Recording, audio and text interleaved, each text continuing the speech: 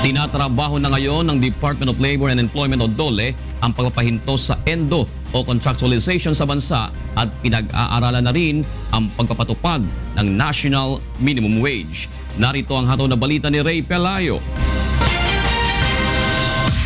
Tiniyak ng Department of Labor and Employment na mahihinto ang pagpapractice ng mga kumpanya sa bansa sa ENDO o contractualization. Sa eksklusibong panayam ng UNTV News and Rescue kay Secretary Bebot Bello sa Saudi Arabia, sinabi nito na sa katapusan ng taon ay target nilang mabawasan ito ng 50% at sa 2017 ay tuluyan na itong mawawala.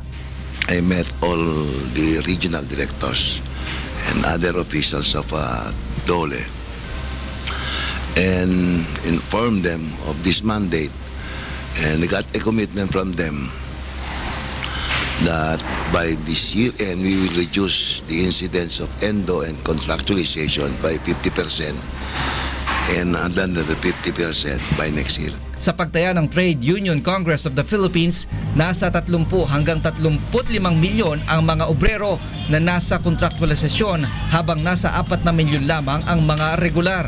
Naging kalakaran niya sa mga employer ang ENDO sa bansa upang makatipid at makaiwas sa mga bayarin sa mga benepisyo ng mga manggagawa. Regular. Ang nangyayari kasi ngayon ay napakaliit ng mga regular at napakarami ng mga contractual. Baliktad. Suhestyon din ng grupo ng mga manggagawa na mabigyan ng 2,000 pisong subsidy ang mga minimum wage earners at babaan ang kanilang tax upang mapataas ang kanilang take-home pay. Ayon naman kay Secretary Bello, pinag-aaralan na ito ng pamahalaan maging ang pagkakaroon ng national minimum wage. In other words, wala nang ipagkaiba ng sweldo sa probinsya sa sweldo sa Metro Manila. Ray Pelayo, UNTV News and Rescue.